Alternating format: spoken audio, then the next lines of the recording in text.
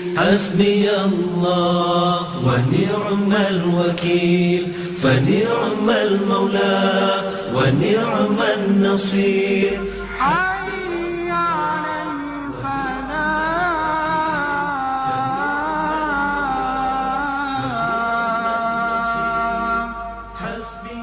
بھلائی کی طرف آؤ. نعم الوكيل فنعم المولى ونعم النصير. حسبي الله ونعم الوكيل. میرے عزیز بھائی اور بہنوں، برا محسوس نہ کریں جب آپ کو خبردار کیا جاتا ہے، جب آپ کی تصحیح کی جاتی ہے، برا محسوس نہ کریں. ہمیں محسوس کرنے کی ضرورت ہے کہ ثابت قدمی اسے اللہ سبحانہ و تعالیٰ کی طرف عطا کیا گیا ہے.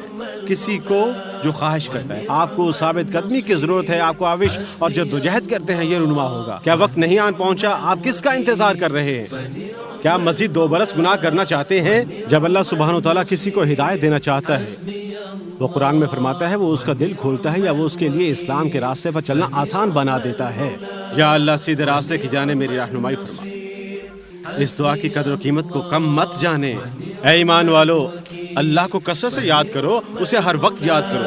ونعم النصير. حسبي الله ونعم الوكيل فنعم المولى ونعم النصير. بسم الله الرحمن الرحيم. الحمد لله وكفى وصلى الله وسلم وبارك على عباده الذين اصطفى وبعد. تمام تعریفیں اللہ ہی کے لیے ہیں. محمد صلی اللہ علیہ وسلم پر درود و سلام. ہم اللہ سبحانہ و تعالیٰ سے دعا گو ہیں کہ وہ ان پر اور ان کے صحابہ کرام پر اپنی رحمت نازل فرمائے، ان کے گھرانے پر رحمت نازل فرمائے، ہم میں سے ہر ایک پر اور رحم فرمائے جنہوں نے جد و جہد اور کاوش کی تھی اس دین کو محفوظ بنانے کی اور اس پر عمل کرنے کی اور اسے ہم تک پہنچانے کی. اور ہم اللہ سبحانہ و تعالیٰ سے دعا گو ہیں کہ ہمارے بچوں کو بھی ثابت قدمی عطا فرمائے اس دین پر قائم رہنے کی. آغاز کرنے کے لیے میرا خیال تھا بھائی میرا لیکچر دینے والا تھا، جس کی توارت اس نے کہا ماشاءاللہ. کبھی کبھار یکساں رونما ہوتا ہے اور جیسے ہی میں داخل ہوا میں کچھ بھائیوں کو بتا رہا تھا کہ آج کا موضوع بے حد سنجیدہ ہے. میرا نہیں خیال کہ ہم زیادہ مزاح سنیں گے، لیکن اس نے موقع دیا. جزاک اللہ خیر، بارک اللہ ہے. جیسا کہ آپ سن چکے ہیں جو موضوع ہے ثابت قدمی، یہ ایک بے حد سنجیدہ موضوع کیونکہ بطور مسلمان یہ اہم ترین معاملہ ہے جس کا ہمیں درس دیا گیا ہے. میں آپ کے سامنے ایک سورہ مبارکہ کی تلاوت کرنا چاہوں گا جو آپ سب کو زبانی یاد ہوگی. معانی پر توجہ مرکوز کریں. اعوذ باللہ من الشیطان الرجیم. بسم اللہ الرحمن الرحیم. الحمد للہ رب العالمین الرحمن الرحیم مالک یوم الدین ایاک نعبد و ایاک نستعین اہدنا الصراط المستقیم صراط الذین انعمت علیہم غیر المغضوب علیہم ولا الضالین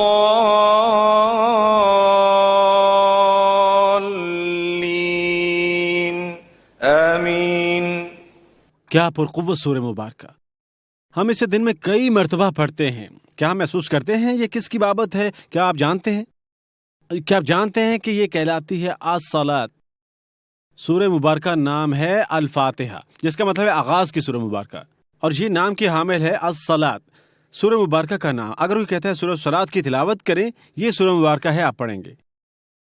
اور کیا آپ جانتے تھے کہ ہر سورہ مبارکہ جس کی آپ تلاوت کرتے ہیں قاتل مطلق جواب دیتا ہے؟ ہر واحد مرتبہ آپ اس کی تلاوت کرتے ہیں، بشمول جب ابھی ہم نے اس کی تلاوت کی، کیونکہ رسول اللہ صلی اللہ علیہ وسلم کی حدیث مبارکہ جس پر اتفاق رائے ہیں، وہ فرماتے ہیں کہ اللہ سبحانہ و تعالیٰ فرماتا ہے قسمت الصلاة بینی و بین عبدی نصفین.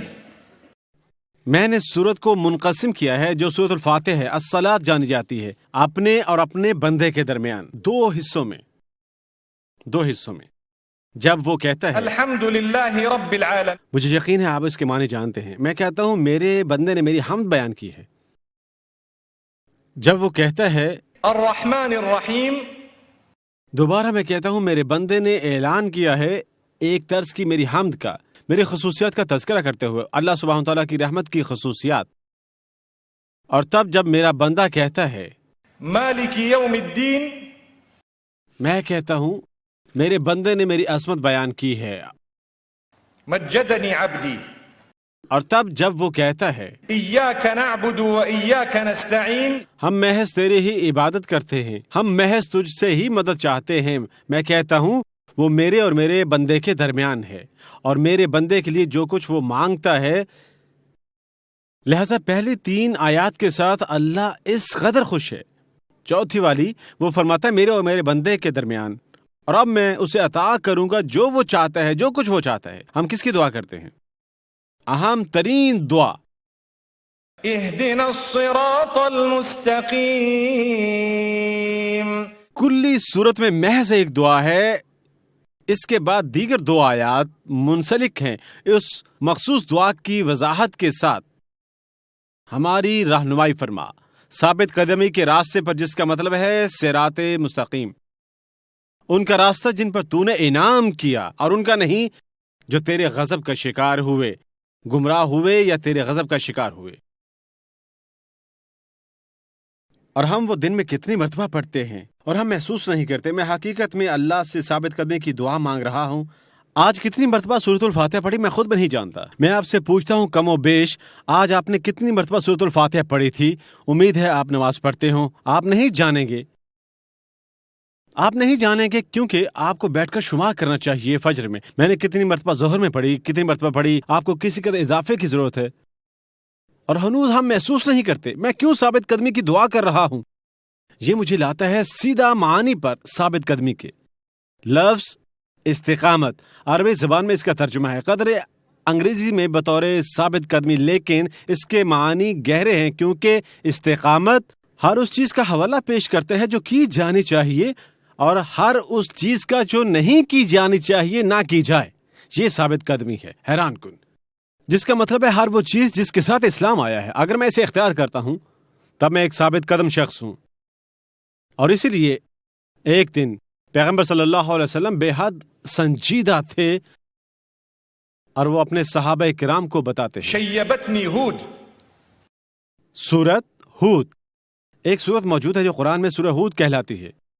اس نے میرے بال سفید کر دیے ہیں. اب آپ کی اطلاع کے لیے پیغمبر صلی اللہ علیہ وسلم کے 20 سے زائد سفید بال نہ تھے جب وہ دنیا سے رخصت ہوئے. ان کے بال سیاہ تھے. جب وہ دنیا سے رخصت ہوئے تو ان کے 20 سے زائد بال سفید نہ تھے. انس بن مالک کہتے ہیں ہم نے 14 سفید بال شمار کیے گئے تھے. اللہ اکبر. داڑھی اور سر مبارک دونوں کے. لہٰذا آئیے ہم کہتے ہیں ایک روایت بیان کرتی ہے 20 سے کم. لہٰذا سفید بال ہونا، اور وہ فرما رہے ہیں کسی چیز نے میرے بال سفید کر دیے ہیں.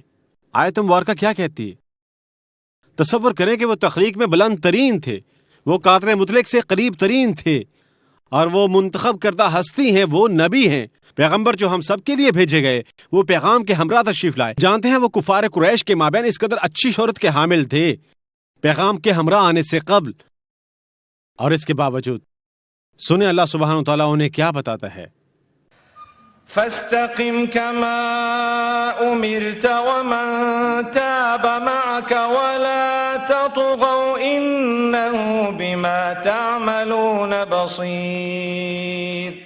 ثابت قدم رہو یا محمد صلی اللہ علیہ وسلم جیسے کہ تمہیں ہدایت کی گئی، اور وہ جنہوں نے تمہارے سامنے توبہ کی. ثابت قدم رہو اور حدود سے آگے نہ بڑھو، کیونکہ وہ اللہ عین درست طور پر جانتے ہیں تم کیا کر رہے ہو. اللہ اکبر. تصور کریں اگر آپ کسی سے کہتے ہیں ثابت قدم رہو، وہ آپ سے کہیں گے کیا میں نے کوئی غلط کام کیا؟ آج ہم اپنے بچوں کی اصلاح کرتے ہیں. ایسا ہوتا ہے آپ انہیں کہتے ہیں بیٹا یقینی بناؤ کہ یہ گلاس کو گرانا نہیں. ڈیڈ کیا میں نے کبھی گلاس گرایا؟ مجھے یاد ہے. اب دیکھتے ہیں، ہم نے سوچا کوئی مزاح نہ ہو لیکن یہ آیا. میرا خیال ہے یہ ملائیشیا ہے، لوگوں کی بابت کوئی چیز. ایک مرتبہ ایک ڈیڈ تھا، وہ اپنے بیٹے کو کوئی کام کرنے کا کہتا. وہ کہتا بیٹا ادھر آؤ، یہ دودھ یہاں سے لے جاؤ مہمان خانے میں اور تمام مہمانوں کو پیش کرو، لیکن دھیان رہے ایک چپت. اور تب وہ اپنے بیٹے کو بھیجتا ہے. بیٹا کہتا ہے ڈیڈ آپ ہر مرتبہ مجھے بھیجنے سے قبل ایک چپت رسید کرتے ہیں. وہ جواب دیتا ہے تمہیں چپت مارنے کا کیا فائدہ جب تم دودھ گرا کر ضائع کر چکے. اللہ اکبر، اللہ اکبر، اللہ اکبر. لہٰذا یہاں آپ دیکھتے ہیں پیغمبر صلی اللہ علیہ وسلم کو اللہ تعالیٰ خبردار فرما رہا ہے.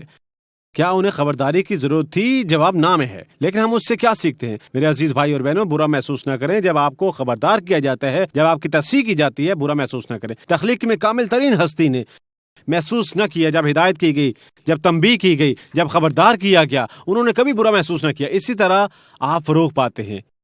اگر کوئی فرد برا محسوس کرتا ہے جب انہیں بتایا جائے کیا درست اور کیا غلط، وہ کبھی ترقی نہ کریں گے۔ کوئی کہتا ہے میں نے لیکچر میں شرکت کی لیکن سچی بات ہے یہ مجھ پر اس قدر زیادہ اثر انداز ہوا میں دوسرے میں شرکت نہ کر سکا کیونکہ میں ہراساں تھا۔ ہم ایک ہی کشتی میں ہیں میرے عزیز بھائی، ہم ایک بحری جہاز میں ہیں میرے عزیز بہن۔ غور کریں، میں نے کشتی کہا تھا جب یہ بھائی تھا کیونکہ یہ کسی قدر چھوٹی اور زیادہ ایندھن کی حامل ہوتی ہے۔ لوگ تو بہنوں کے ساتھ زیادہ اینٹھے رہنا پسند کرتے ہیں ماشاءاللہ۔ لہٰذا فکر مت کریں، ہم سب چیزیں سنتے ہیں، ہم سب کو مثال کی ضرورت ہے۔ میری عادت ہے ہمیں درس دیا جاتا ہے کہ بطور ایک مقرر جب آپ بات کر رہے ہوتے ہیں کہتے ہوئے اپنے آپ کو شامل کریں سب سے بڑھ کر اور تب باقی ہر ایک کو۔ اللہ سبحانہ و تعالیٰ مجھے ثابت قدمی عطا فرمائے اور باقی ہر کسی کو، آمین۔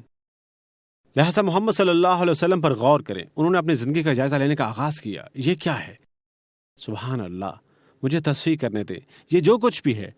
اور اس نے ان کے بال سفید کر دیے۔ وہ فکر مند تھے، میں اللہ سبحانہ تعالیٰ کو ناراض نہیں کرنا چاہتا، جس طرح اللہ نے انہیں بتایا وَلَا تَرْكَنُوا إِلَى الَّذِينَ ظَلَمُوا فَتَمَسَّكُمُ النَّارُ، حتیٰ کہ ان کی جانب مائل نہ ہونا جو ظالم ہیں، کیونکہ تب آگ تمہیں حاصل کر لے گی۔ کس کو مخاطب کیا جا رہا ہے؟ آگ تمہیں حاصل کر لے گی، کیا خبرداری اور کسے؟ اللہ سبحانہ تعالیٰ ہمیں ایک سبق عطا فرمائے۔ لہٰذا ثابت قدمی، اسے حاصل کرنے کے لیے ہمیں کیا کرنا ہوگا؟ یہ سننا ہے، سمجھنا ہے، نصیحت لینی ہے، خبرداری لینی ہے، اور حقیقت میں کوشش اور غور و فکر کرنا ہے اپنی ہی زندگیوں کے اندر۔ اور انشاءاللہ اس شام میں ان سے کچھ اشارات کا تذکرہ کروں گا، جیسا کہ میں نے کہا کہ اپنے لیے اور آپ کے لیے اللہ سبحانہ تعالیٰ ہماری خوشحالی کے دروازے کھولے۔ اگر آپ غور کریں حدیث پر، ایک شخص محمد صلی اللہ علیہ وسلم کے پاس حاضر ہے، اس کا نام سفیان ابن عبداللہ الثقفی تھا رضی اللہ تعالیٰ عنہ۔ یہ صحیح مسلم کی حدیث سے مبارکہ ہے، جہاں وہ کہتا ہے یا رسول اللہ، یا پیغمبر صلی اللہ علیہ وسلم۔ یاد رکھیں جب ہم کہتے ہیں صلی اللہ علیہ وسلم، ہم پیغمبر پر درود و سلام بھیج رہے ہوتے ہیں، اور اللہ فرماتا ہے اس کے نتیجے میں تم پر 10 رحمتیں بھیجی جائیں گی اللہ کی طرف سے، لہٰذا ہم کہیں گے الحمدللہ۔ وہ کہتا ہے یا پیغمبر صلی اللہ علیہ وسلم، مجھے اسلام کی بابت کوئی چیز بتائیں کہ مجھے آپ کے بعد اس کی بابت کبھی کسی سے پوچھنے کی ضرورت نہ پڑے، کوئی چیز۔ اب وہ کسی مختصر سی چیز کی توقع کر رہا تھا، مختصر، ٹھیک اور اس کے ساتھ ساتھ مؤثر، جو متعلقہ ہو اس کی تمام تر زندگی سے۔ پیغمبر صلی اللہ علیہ وسلم نے اسے کیا بتایا؟ یا رسول اللہ قل لي في الإسلام قولا، وہ کہتے ہیں یا پیغمبر مجھے بتائیں اسلام کی بابت کوئی چیز کہ آپ کے بعد مجھے کسی سے پوچھنے کی ضرورت نہ پڑے۔ پیغمبر صلی اللہ علیہ وسلم فرماتے ہیں قل آمنت بالله ثم استقم، حدیث تمام ہوتی ہے۔ وہ فرماتے ہیں کہو میں قادر مطلق پر ایمان رکھتا ہوں، میں اللہ پر ایمان رکھتا ہوں، اور تب ثابت قدم رہو۔ بات ختم۔ وہ کس قدر خوبصورت ہے۔ اب ہم ثابت قدمی کا ایک جائزہ لیتے ہیں، اور اس کا قدرتی نتیجہ کیا ہے۔ اول، ہمیں محسوس کرنے کی ضرورت ہے کہ ثابت قدمی اسے اللہ سبحانہ وتعالیٰ کی طرف عطا کیا گیا ہے۔ کسی کو جو خواہش کرتا ہے وہ اسے کسی کے لیے آسان تر بناتا ہے اور کسی کے لیے زیادہ مشکل۔ اس کا انحصار عوامل پر ہے، زیادہ تر اخلاص اور دل کی صفائی پر، اور زیادہ تر نیت پر ہے، حق کی تلاش اور اس کی پیروی کرنا۔ لہذا جب حق کی تلاش کرتے ہیں اور جب آپ کاوش اور جد و جہد کرتے ہیں درست راستے کے حصول کی، اللہ آپ کے لیے رہنمائی کے دروازے کھولے گا۔ آیت مبارکہ کی سماعت کریں۔ والذین جاہدوا فینا لنہدینہم سبلنا وَإِنَّ اللَّهَ لَمَعَ الْمُحْسِنِينَ، وہ جو کاوش اور جد و جہد کرتے ہیں ہمارے قریب تر آنے کی اور ہمارے راستے پر چلنے کی، مطلب صراط مستقیم، سیدھا راستہ۔ وہ جو کاوش اور جد و جہد کر رہے ہیں اس راستے پر آنے کی، اس راستے پر چلنے کی جو ہماری جانب رہنمائی کرتا ہے، ہم ان کے لیے رہنمائی کے دروازے کھولیں گے۔ ہم ان کے لیے رہنمائی کے دروازے کھولیں گے۔ ہم میں سے کتنے جد و جہد کے لیے آمادہ ہیں؟ اللہ تعالیٰ تک رسائی حاصل کرنے کی جد و جہد، اللہ یہ ہمارے لیے آسان بنائے۔ لہٰذا ہم جانتے ہیں کہ ہدایت اور رہنمائی اللہ کے ہاتھ میں ہے۔ آپ کوشش کرتے ہیں اور اللہ سبحانہ وتعالیٰ یہ آپ کو عطا فرمائے گا۔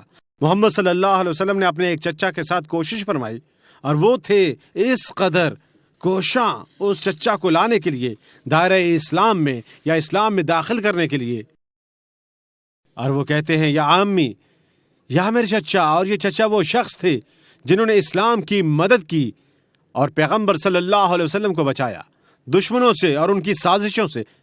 اور پیغمبر صلی اللہ علیہ وسلم فرماتے ہیں یا عمی قل کلمۃ احاج لک بها یوم القیامہ، اے میرے چچا میں چاہتا ہوں آپ محض ایک بیان دے دیں. اگر آپ وہ بیان دے دیتے ہیں میں یوم قیامت آپ کی لڑائی لڑوں گا.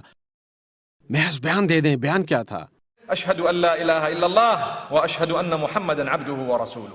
اور دوبارہ کیونکہ قریش کے لوگ ارد گرد موجود تھے اور وہ ان کی جانب دیکھ رہے تھے اور انہوں نے محسوس کیا کہ اب یہ میرا بستر مرگ ہے اور میں مر رہا ہوں، میں یہاں کے اکابرین میں سے ایک ہوں، وہ میرے مرنے کے بعد کیا کہیں گے. تصور کریں لوگوں کا خوف کیسے رخ موڑتا ہے صراط مستقیم سے. یاد رکھیں مستقیم اور استقامت دونوں کی بنیاد ایک ہی ہے، لہذا ثابت قدمی کا راستہ. شیطان ہمیں اس راستے سے پھیرتا ہے ہمیں یہ سوچنے پر اکساتے ہوئے کہ لوگ کیا کہیں گے. لہذا ثابت قدمی کبھی حاصل نہیں ہوتی اس سے جو دوسروں کے بارے میں فکر مند ہے.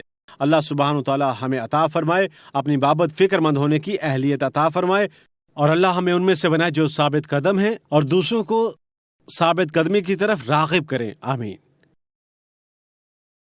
لہذا چچا کہتے ہیں دیکھو میں وہ نہیں کہہ سکتا ایک لفظ، میں وہ نہیں کہہ سکتا. پیغمبر صلی اللہ علیہ وسلم نے اپنے چچا کو مرتے ہوئے دیکھا اور لفظ ادا نہیں کیا گیا تھا اور وہ پرملال تھے، اور اللہ سبحانہ وتعالیٰ نے آیت مبارکہ نازل فرمائی. انک لا تہدی من احببت ولکن اللہ یہدی من یشاء وہو اعلم بالمہتدین. تم ہدایت نہیں دے سکو گے جس کسی کو تم خواہش کرو گے، ہم جس کو چاہتے ہیں ہدایت دیتے ہیں، اور در حقیقت یہ اللہ ہے جو جانتا ہے کون درست ہدایت یافتہ ہے، کون ہدایت کا حقدار ہے. کوئی پوچھ سکتا ہے ٹھیک ہے ان کی بابت کیا خیر جو فنا ہو چکے ہیں. بے حد آغاز سے میرے عزیز بھائی اور بہنوں، اللہ ان کی خصوصیات جانتا ہے، اللہ ان کے اعمال جانتا ہے. اور جیسا کہ لمحات قبل ہم نے کہا جب ہم نماز فجر کے لیے اٹھنا چاہتے ہیں ہم اہل ہوں گے، آپ کو ثابت قدمی کی ضرورت ہے، آپ کو آوش اور جدوجہد کرتے ہیں یہ رونما ہوگا. اگر آپ اپنی گھڑی 8 بجے پر سیٹ کرتے ہیں آپ کیسے ہدایت پانے کی توقع کر سکتے ہیں جبکہ آپ کو پتہ ہے کہ آپ کے اعمال درست نہیں. گھڑی 3 بار، ایک بار 3 بجے پر، ایک بار 5 بجے پر، اور ایک بار 6 بجے پر، اور ایک 7 بجے پر. آج کل سورۃ طلوع ہے تقریباً 7:30 بجے. کم از کم آپ اپنی نماز کی تکمیل کے اہل ہوں گے. اپنے اہل خانہ سے کہیں کہ وہ بیدار ہو جائیں. یہ سیدھا راستہ ہے، ہم اس پر چلنا چاہتے ہیں. اپنے اہل خانہ کو بتائیں آپ جانتے ہیں کہ اگر آپ مجھے پرواز پکڑنی ہے، کیا میں آپ کو یہ حقیقی مثال دے سکتا ہوں؟ اگر میں نے لینگ کاوی کی پرواز پکڑنی ہے میں جلد بیدار ہوں گا، ماشاءاللہ ماشاءاللہ، بے حد جلد ماشاءاللہ.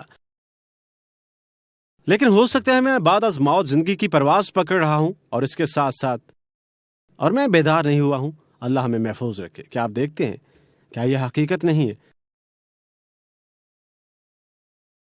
کچھ نوجوان میرے پاس آئے اور مجھے کہا میرے باپ کے لیے دعا کریں، وہ فوت ہو چکے ہیں.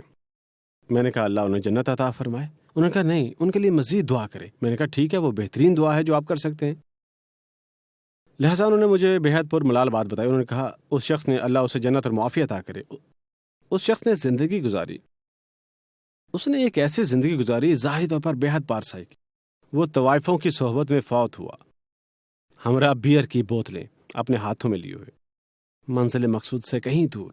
اللہ ہمیں محفوظ رکھے. تصور کریں بچے کیسے توڑ پھوڑ کا شکار ہو کر ٹکڑوں میں بٹے تھے. اللہ سبحانہ تعالیٰ ہمیں کبھی موت نہ دے گناہ کے لمحے میں مبتلا ہوتے ہوئے. وہ ہم پر اپنا رحم فرمائے اور وہ ہماری کوتاہیوں کا پردہ رکھے اور ہمیں معاف فرمائے. میرا یقین کریں اللہ قرآن میں فرماتا ہے اور ہم نے چند باتیں سنی ہیں. میں حیران تھا جب میں نے سنا یہ دوسری بات چیت ہے کیونکہ میں نے بے تحاشا پہنچایا ہے. یہ بھی صحیح تب میں نے یہی جانتا غالباً میں غلط شمار کر رہا ہوں. اللہ اکبر ماشاءاللہ. أَلَمْ يَأْنِ لِلَّذِينَ آمَنُوا أَن تَخْشَعَ قُلُوبُهُمْ لِذِكْرِ اللَّهِ أَلَمْ يَأْنِ لِلَّذِينَ آمَنُوا أَن تَخْشَعَ قُلُوبُهُمْ لِذِكْرِ اللَّهِ وَمَا نَزَلَ مِنَ الْحَقِّ.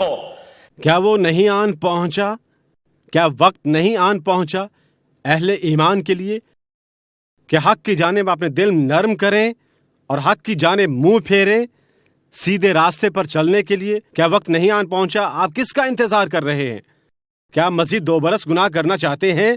کیا خیال ہے اگر وہ 2 ماہ بعد آپ کی موت ہو؟ کیا آپ رہنا چاہتے ہیں حیات حتیٰ کہ آپ 50 برس کے ہو جاتے ہیں قبل اس کے کہ آپ منہ پھیرتے ہیں؟ آپ کے پاس کیا ضمانت ہے کہ آپ اس سب کو ترک کر دیں گے؟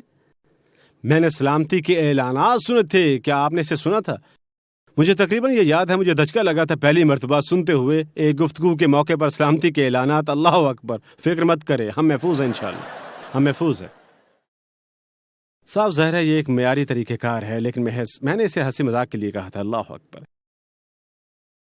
لہٰذا ہمارے پاس کوئی ضمانت نہیں ہے کیا ہوگا اور کیا نہیں، کوئی ضمانت نہیں، اور اسی وجہ سے ہمارا بہترین عمل ہر وقت تیار رہنا ہے، تیار رہے ہر وقت۔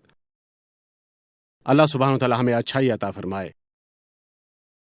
ہمیں محسوس کرنا چاہیے کہ جب ہم اللہ تعالیٰ سے رجوع کریں استغفار اور توبہ میں، استغفار اور توبہ کا مطلب ہے پشیمانی، اور اللہ سے رجوع کرنا، معافی طلب کرنا۔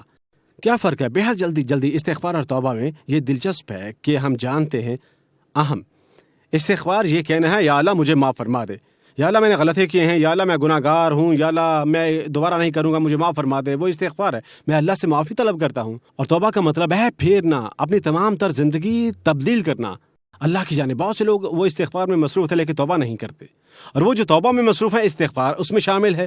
اللہ اکبر! مجھے امید ہے آپ فرق سمجھ چکے ہیں دونوں کے درمیان۔ لہٰذا ہمیں ضرورت ہے توبہ کی اور رجوع کی اللہ سبحانہ وتعالیٰ سے۔ اب دیکھتے ہیں اللہ سبحانہ وتعالیٰ قرآن میں فرما رہا ہے، فمن يرد الله أن يهديه يشرح صدره للإسلام۔ جب اللہ سبحانہ وتعالیٰ کسی کو ہدایت دینا چاہتا ہے، وہ قرآن میں فرماتا ہے وہ اس کا دل کھولتا ہے یا وہ اس کے لیے اسلام کے راستے پر چلنا آسان بنا دیتا ہے۔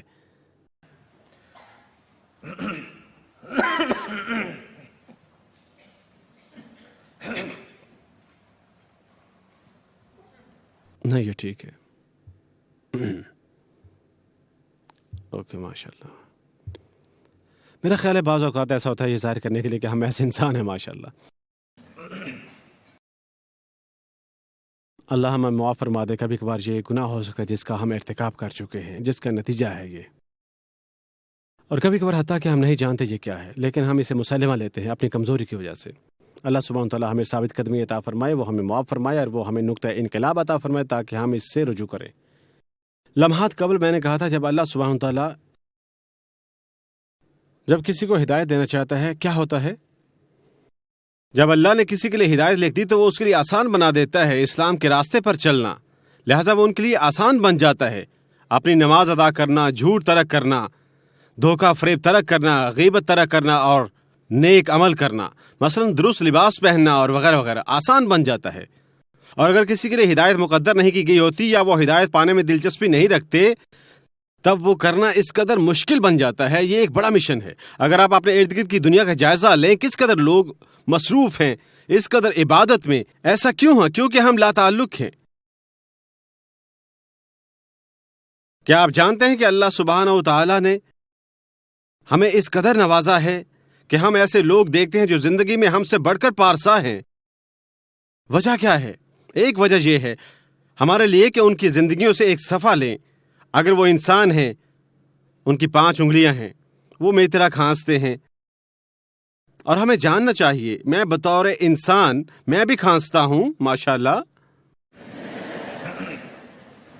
میں بھی حامل ہو سکتا ہوں اسی کمزوری کا جس کے وہ حامل ہیں۔ میں حامل ہوں اسی دماغ کا۔ اگر میں اسے اس انداز سے لیتا ہوں، مجھے آنکھیں یا ناک عطا کیا گیا ہے، اور عضلات کے حوالے سے ہر چیز عین مشابہ ہے، میں ایک دماغ کا حامل ہوں اور وغیرہ وغیرہ۔ ایسا کیوں کہ میں اپنے آپ کو پاتا ہوں عین دوسری سمت پر؟ یہ سوال ہمیں خود سے پوچھنا چاہیے ہر اس لمحے جب ہم کسی کو اللہ کو راضی کرنے کی کوشش کرتے دیکھیں۔ لہذا اللہ جب کسی کو ہدایت دینا چاہتا ہے وہ ان کے دروازے کھول دیتا ہے، وہ راستے پر چلنا آسان بنا دیتا ہے۔ اسی لیے اہم ترین دعا جو میں کر سکتا ہوں، جو آپ کر سکتے ہیں، وہ ہے اهدنا الصراط المستقیم۔ یا اللہ سیدھے راستے کی جانب میری رہنمائی فرما۔ اس دعا کی قدر و قیمت کو کم مت جانے، لیکن اس دعا کے ہمراہ آپ کو کوئی کام کرنے کی بھی ضرورت ہے۔ تصور کریں ہم کہتے ہیں میں بے تحاشا مال کمانا چاہتا ہوں، اور تب ہم گھر بیٹھ جاتے ہیں اور ہم سوتے اور آرام کرتے رہتے ہیں. بے روزگار کیا آپ مال کمائیں گے؟ جواب ہے نہیں. آپ میں سے کوئی نہ کوئی ہو سکتا ہے کسی قدر دانشمند مجھے بتاتا ہے ہم اسے انٹرنیٹ اور ٹیلی فون کے ذریعے کرتے ہیں. آپ جانتے ہیں ہم خرید و فروخت کرتے ہیں. کل میں دوستوں کے گروپ کے ساتھ بیٹھا تھا جو مجھے بتا رہے تھے نیٹ پر خرید و فروخت کرنا کس قدر آسان ہے. ماشاءاللہ بھائی ہنس رہا ہے. ماشاءاللہ ہاں یہ درست ہے. اسی طریقے سے ہم وہ لاتے ہیں اپنے اس قدر قریب اور ہم اس بارے اس قدر فکر مند ہوتے ہیں. ہمیں آخرت کے کاروبار کے لیے فکر مند ہونا چاہیے. اللہ سبحانہ تعالیٰ فرماتا ہے هل أدلكم على تجارة تنجيكم من عذاب أليم کیا میں تمہیں ایسا کاروبار نہ بتا دوں جو تمہیں سزا سے بچا لے گا؟ تؤمنون بالله ورسوله اللہ اور اس کے پیغمبر پر ایمان لاؤ اور کاوش اور جدوجہد کرو قادر مطلق کے راستے میں. جب ہم کاوش اور جدوجہد کرتے ہیں اپنی دولت کے ساتھ اپنی ذات کے ساتھ یہ جدوجہد میں شامل ہے ثابت قدم رہنے کی اللہ سبحانہ و تعالیٰ کے راستے پر. اور ہمیں یہ جاننے کی ضرورت ہے اور اس لیے میں نے لمحات قبل کہا تھا کہ اللہ تعالیٰ نے ہمارے لیے تجویز فرمائی ہے کوئی چیز جو توبہ کہلاتی ہے بطور ایک عطیہ. تصور کریں اگر توبہ کا وجود نہ ہوتا کوئی توبہ نہیں اور حتمی ہے کہ آپ اس کی سزا پائیں گے ماں بعد قطعاً کوئی معافی نہیں ہم برباد ہو جائیں گے. اللہ سبحانہ وتعالی ہمیں اپنے معنی عطا فرمائے اور ہمیں ان میں سے بنائے جو اس کی جنت کماتے ہیں اس کی رحمت کے ذریعے. آج میں رسول اللہ صلی اللہ علیہ وسلم کی حدیث مبارکہ کا مطالعہ کر رہا تھا جہاں وہ ہمیں بتاتے ہیں لوگوں تم میں سے کوئی نہیں، اور یہ حدیث مبارکہ یہ ایک مستند روایت ہے، تم میں سے کوئی بھی اپنے اعمال کی وجہ سے جنت میں داخل نہیں ہوگا. تصور کریں وہ کسی قدر سخت محسوس ہوتا ہے. تم میں سے کوئی بھی اپنے اعمال کی وجہ سے جنت میں داخل نہیں ہوگا بلکہ تم قادر مطلق کی رحمت کے ذریعے جنت میں داخل ہوگے. اللہ اکبر. ہم اللہ سے رحمت طلب کرتے ہیں اور حدیث جاری رہتی ہے. اور در حقیقت ایک اور روایت تذکرہ کرتی ہے کہ کیسے ہمارا مقصد ہونا چاہیے وہ جو مثالی ہے، اگرچہ ہم میں سے کوئی وہاں تک رسائی حاصل نہیں کرے گا کیونکہ ہم انسان ہیں، ہمیں اسے مقصد بنانا چاہیے جو مثالی ہے. ہم وہاں تک نہیں پہنچ سکتے، لہٰذا ہم اپنی مدد کیسے کر سکتے ہیں؟ اللہ تعالیٰ سے معافی طلب کرتے ہوئے اور اس سے رجوع کرتے ہوئے اور اس کے بعد اللہ سبحانہ تعالیٰ کو یاد کرتے ہوئے. يا أيها الذين آمنوا اذكروا الله ذكرا كثيرا وسبحوه بكرة وأصيلا. اے ایمان والو اللہ کو کثرت سے یاد کرو، اسے ہر وقت یاد کرو. کبھی کبھار ہم اصطلاح ذکر استعمال کرتے ہیں بیٹھ کر تسبیح سے شمار کرتے ہوئے. آپ جانتے ہیں ایک تسبیح اور ہم محض کہتے ہیں استغفر اللہ یا سبحان اللہ سبحان اللہ سبحان اللہ، اور ہم کہتے ہیں وہ اللہ کا ذکر ہے، وہ محض اس کا ایک حصہ ہے، وہ محض اس کا ایک حصہ ہے.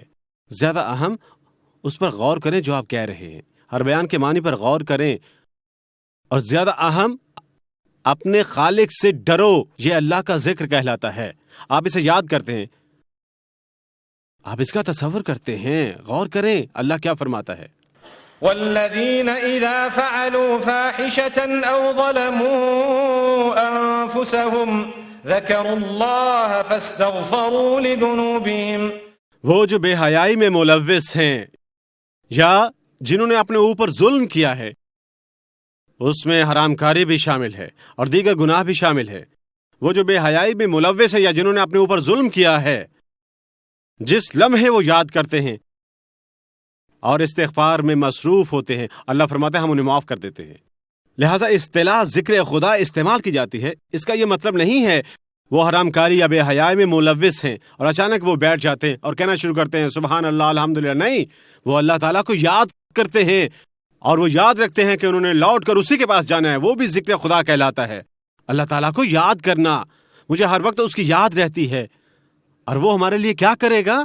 وہی آیت مبارکہ ہمیں بتاتی ہے. وہ لوگ جنہوں نے اس سے توبہ کی، جو گناہ وہ کرتے ہیں، اگر وہ راستے پر آتے ہیں اور اس پر قائم رہتے ہیں، وہ ایسے لوگ ہیں جو جنت کے حقدار ہیں. سبحان اللہ، حیران کن. لہذا جنت کے حصول سے نا امید نہ ہو. قطع نظر اس امر کے کہ آپ کیا کر چکے ہیں. شیطان ہمارے پاس آتا ہے ہمیں صراط مستقیم سے بھٹکانے کے لیے. سنیں اللہ قرآن میں کیا فرماتا ہے. وَيُرِيدُ الَّذِينَ يَتَّبِعُونَ الشَّهَوَاتِ أَن تَمِيلُوا مَيْلًا عَظِيمًا. وہ جو بے حیائی کی راہ پر چلتے ہیں وہ کیا چاہتے ہیں؟ وہ منہ پھیرنا چاہتے ہیں اس صراط مستقیم سے مکمل طور پر منہ پھیرتے ہیں. اور اللہ فرماتا ہے شیطان بنیادی ہستی ہے جو چاہتا ہے کہ ایسا ہو، لہذا وہ ہمیں مایوس کرتا ہے. اور یہی وجہ ہے ہم ہمیشہ کہتے ہیں اللہ تعالیٰ کو یاد کرو، یاد رکھو کہ وہ ہمارے قریب ہے، اس قدر زیادہ کہ وہ قرآن میں فرماتا ہے بے حد واضح طور پر. مختصر آیت مبارکہ، فاذکرونی اذکرکم، مجھے یاد کرو میں تمہیں یاد کروں گا. اللہ اکبر. تصور کریں آج ملاقات کا وقت حاصل کرنا ایک اعلیٰ عہدیدار کے ساتھ، یہ مشکل ہے، یہ آسان نہیں ہے. توقع کہ آپ بھی اعلیٰ عہدیدار ہوں. مجھے مقبولیت کا شوق نہیں، یہ مقبولیت نہیں ہے، لیکن شاید ہو. آپ جلدی سے ملاقات کا وقت حاصل نہیں کر سکتے، لیکن اللہ کے لیے آپ کا خالق، آپ محض اسے یاد کرتے ہیں، وہ آپ کو یاد کرے گا فی الفور. وہ آپ کو یاد کرتا ہے. کیا خوب یاد، کیا خوب اعزاز. میں نے محض بیٹھ کر اپنے خالق پر غور کرنا ہے، اس کی حمد بیان کرنی ہے، اس سے عرض کرنی ہے یا میرے خالق ان ہاتھوں کو دیکھو جو تو نے مجھے عطا کیے ہیں، صحت کو دیکھو جو تو نے مجھے عطا کی ہے. یا اللہ مجھے ایک یا دو مشکلات ہو سکتی ہیں، دیگر لوگ موجود ہیں جو کسی قدر بیماریوں میں مبتلا ہیں، سرطان میں، گنٹھیا میں اور کئی دیگر بیماریوں میں، ایڈز وغیرہ میں، انہیں شفا عطا فرما. وہ سب جو بیمار ہیں آج ہم انہیں یاد کرتے ہیں، یا اللہ انہیں شفا عطا فرما. جو بیماریاں آنے والی ہیں یا اللہ ہمیں ان بیماریوں سے شفا عطا فرما. اور اس کے ساتھ ساتھ ہم کہتے ہیں یا ہمارے خالق وہ بیماریاں جن کی بابت ہم نہیں جانتے کہ ہم ان کے حامل ہو سکتے ہیں، ہم ان سے شفا عطا فرما اس انداز سے کہ ہم کبھی بھی نہ جان سکیں کہ ہم کبھی ان کے حامل تھے، حتیٰ کہ ہم تیرے پاس جا پہنچتے ہیں. اللہ اکبر. وہ اللہ سبحانہ و تعالیٰ کے لیے کوئی مشکل نہیں ہے. یہ دعاؤں کی اقسام ہے جو ہمیں کرنی چاہیے. غور کریں کبھی کبھار جب ہم صحت کے حامل ہوتے ہیں، اولین کام جس کی بابت ہم سوچتے ہیں وہ ہے گناہ. اولین کام جس کی بابت ہم سوچتے ہیں وہ ہے کہ کیسے اللہ کے احکامات کی خلاف ورزی کرنی ہے. اور کبھی کبھار ایسا ہوتا ہے، لہذا اللہ سبحانہ و تعالیٰ قرآن میں ہمیں خوبصورت آیت عطا فرماتا ہے، ہمیں باور کرواتا ہے تم مجھے پکارو کسی بھی وقت، میں تمہارے اس قدر نزدیک ہوں، اس قدر نزدیک. مجھے یقین ہے ہم آیت جانتے ہیں یا ہم پہلے سن چکے ہیں. وَإِذَا سَأَلَكَ عِبَادِي عَنِّي فَإِنِّي قَرِيبٌ أُجِيبُ دَعْوَةَ الدَّاعِ إِذَا دَعَانِ فَلْيَسْتَجِيبُوا لِي وَلْيُؤْمِنُوا بِي لَعَلَّهُمْ يَرْشُدُونَ. حیران کن آیت، قرآن کی طاقت رونگٹے کھڑی کرنے والی، کم از کم کہتے ہوئے اللہ فرماتا ہے یا محمد صلی اللہ علیہ وسلم جب میرے بندے آپ سے میری بابت پوچھتے ہیں انہیں بتا دو میں بے حد قریب ہوں. میں ہر ایک پکارنے والے کی پکار کا مثبت جواب دیتا ہوں، وہ جب بھی پکارے، لہٰذا انہیں مجھے پکارنے دو اور انہیں مجھ پر ایمان لانے دو، میں انہیں جواب دوں گا. اللہ اکبر. یہ قرآن کی آیات مبارکہ ہیں اور یہ وہ ہے جس سے قرآن بھرا پڑا ہے. ہم اس قدر امید کے حامل ہیں. ہم ثابت قدمی حاصل کریں گے جب ہم اللہ کو یاد کرتے ہیں، جب ہم اللہ سبحانہ وتعالیٰ سے ڈرتے ہیں، جب ہم اپنا احتساب کرتے ہیں. اللہ قرآن میں فرماتا ہے یا ایھا الذین آمنوا اتقوا اللہ، اے ایمان والو اپنے خالق سے ڈرو. اصطلاح تقوی اللہ اس کے وسیع تر معنی ہے. کچھ لوگ کہتے ہیں اللہ سے ڈرو، وہ اس میں شامل ہے، لیکن یہ وسیع تر معانی کی حامل ہے. ابن حجر عسقلانی اپنی کتاب میں تذکرہ کرتے ہیں بنام فتح الباری، جو ہے ایک تفسیر صحیح بخاری پر. وہ کہتے ہیں تقوى الله أن تجعل بينك وبين عذاب الله وقاية بامتثال أوامره واجتناب نواهيه. اصطلاح تقوی اللہ، تقوی کا مطلب ہے ایک رکاوٹ تخلیق کرنا اپنے اور اللہ کی سزا کے درمیان، حرام سے بچنے کے احکامات کی تکمیل کرتے ہوئے. تقوی کے کیا خوبصورت معنی. میں عام طور پر استعمال کرنا پسند کرتا ہوں اصطلاح اپنے خالق سے ڈرو، کیونکہ اگر آپ ہر وقت اللہ سے ڈرتے ہیں خود بخود آپ وہ کام نہیں کریں گے جو غلط ہیں. اور اگر آپ کسی قدر پھسل جاتے ہیں آپ فی الفور اٹھ کھڑے ہوتے ہیں اور کیلے کا وہ چھلکا دور پھینک دیتے ہیں. اللہ اکبر. جو آپ کے پھسلنے کا سبب بنا رخصت ہو چکا. اور اللہ فرماتا ہے وہ اے ایمان والو اپنے خالق سے ڈرو، اور تم میں سے ہر ایک کو اس پر غور کرنا چاہیے جو تم کل کے لیے تیار کر چکے ہو. جو کچھ تم نے اپنے اعمال نامے میں تیار کیا ہے، جو کچھ تم نے اعمال کے حوالے سے تیار کیا ہے، جو کچھ تم اپنے کھاتوں میں تیار کر چکے ہو اپنے خالق کو پیش کرنے کے لیے، کل جب تم اس سے ملاقات کرو گے کیا پرقوت آیت مبارکہ. اللہ ہمیں بتا رہا ہے اپنے اعمال نامے پر غور کرو. آج کل ہم کیا کرتے ہیں؟ شیطان ہمیں دوسروں کے اعمال نامے دیکھنے پر اکساتا ہے. فی الفور ہم اس کے متعلق فکر مند ہو جاتے ہیں. اس کے متعلق آپ دیکھیں اس نے یہ کیا اور اس شخص نے یہ گناہ کیا اور اس والے نے دل میں یہ تحریر کیا ہے, اور ہم شروع کرتے ہیں فیصلہ صادر کرنا لوگوں کے دلوں کا. اللہ تعالیٰ ہماری حفاظت فرمائے اور ہمیں اس سے محفوظ رکھے. وہ شیطان ہے, ہمیں ثابت قدمی کے راستے سے پھیر رہا ہے.